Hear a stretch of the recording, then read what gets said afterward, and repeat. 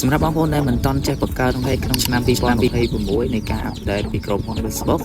ថ្ងៃនេះគឺខ្ញុំមកប្រាប់ពីរបៀបបង្កើតเพจក្នុងឆ្នាំ2026ឲ្យត្រូវគោលការណ៍ជាមួយនឹងក្រុមហ៊ុន Facebook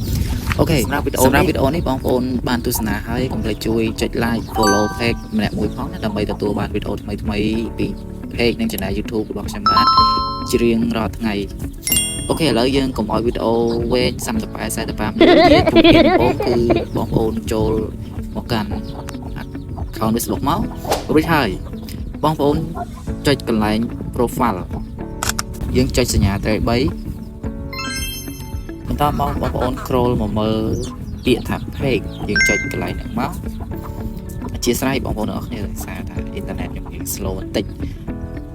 ជំហានទី2គឺយើងមករកពាក្យថាអធិស្ឋានបងប្អូនខ្ញុំអត់សូវចេះអង់គ្លេសយើងមកពាក្យថា create អូខេឥឡូវយើងចូលមកដល់នេះគឺតម្រូវឲ្យយើងដាក់ឈ្មោះសម្រាប់ឈ្មោះគឺ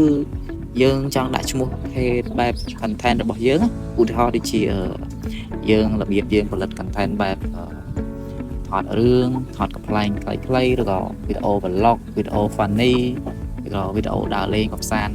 តាមរមណីយដ្ឋានអញ្ចឹងណាតែសម្រាប់ខ្ញុំគ្រាន់តែឧទាហរណ៍ទេអូខេឥឡូវខ្ញុំដាក់តែប៉ុណ្្នេះទេអានេះបើសិនជាស្រ័យទៅចិត្តបងប្អូនស្រឡាញ់នឹងតម្រូវ content របស់បងប្អូនចង់ដាក់ឈ្មោះឲ្យត្រូវជាមួយនឹង content របស់បងប្អូនក៏បានដែរបាទនេះតែខ្ញុំលើកឧទាហរណ៍ឲ្យអ្នកនរគ្នាបានទស្សនាណាអូខេបន្តមកគឺយើងចុចពាក្យនេះតទៅមុខទៀតទៅមកដល់នេះគឺកន្លែងសំខាន់ដែរសំខាន់យើងដាក់ content ហើយយើងធ្វើជាវីដេអូ creator យើងដាក់ creator វីដេអូបែប online សម្រាប់ page យើងខ្លះបងប្អូនតម្រូវលក់ online ក៏យើងដាក់ online shop មកតែសម្រាប់ page ខ្ញុំគឺ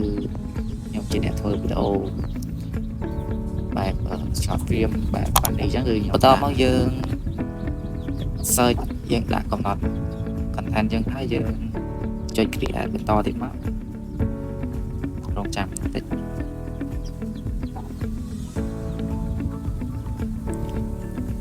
អូខេមកដល់ចំណុចនេះគឺយើងដាក់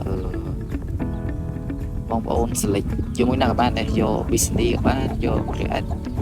ក៏បានតែសម្រាប់ខ្ញុំគឺខ្ញុំយក business តបមកយើងចុច next បន្តទៀតមកដល់នេះគឺវាឲ្យយើងកំណត់ដាក់ bio អូខេឥឡូវយើងដាក់នេះមកនេះសម្រាប់ bio សម្រាប់ខាងក្រោមនេះគឺយើងចាំដាក់តាមក្រោយក៏បានដែរវាមានឲ្យយើងដាក់ Gmail ដាក់លេខទូរស័ព្ទកំណត់ location ផ្លូវ team code តែសម្រាប់ខ្ញុំគឺខ្ញុំមិនទាន់ដាក់ទេបន្តមកយើងចុច next បន្តទៀតមក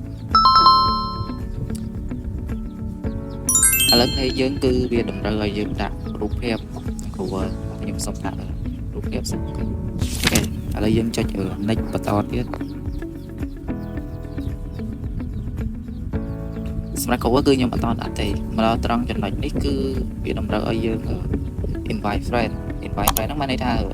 យើង invite friend ពី friend account Facebook យើងឲ្យគេចូលទៅ follow យើងអញ្ចឹងណាឥឡូវខ្ញុំចុច select all មកយើងចុច next ចុច invite កន្លែងនេះគឺវាតម្រូវឲ្យយើងបើកអញ្ចឹងយើងចុច next បន្តទៀតមកកន្លែងហ្នឹងមិនសំខាន់អូខេឥឡូវយើងទទួលបាន page មួយហើយ page ដ៏ថ្មីដ៏ស្រឡាងថ្មីចេះមកអូខេយើងបន្តមកយើងចុចដាក់ហើយយើងទទួលបាន page មួយដែលស្រស់ស្អាតត្រូវជាមួយនឹងគោលការណ៍ក្រុមហ៊ុន Facebook តែត្រង់ចំណុចនេះគឺបងប្អូនចាំ upload ពេលក្រោយក៏បានដែរឥឡូវយើងបាន page ថ្មីមួយអីអូខេអញ្ចឹងវីដេអូខ្ញុំមានតែប៉ុណ្្នឹងទេជាចុងក្រោយកុំភ្លេចជួយ follow page like page ខ្ញុំម្នាក់មួយផងណាអរគុណច្រើនសម្រាប់ការទស្សនាវីដេអូតាំងពីដើមរហូតដល់ចប់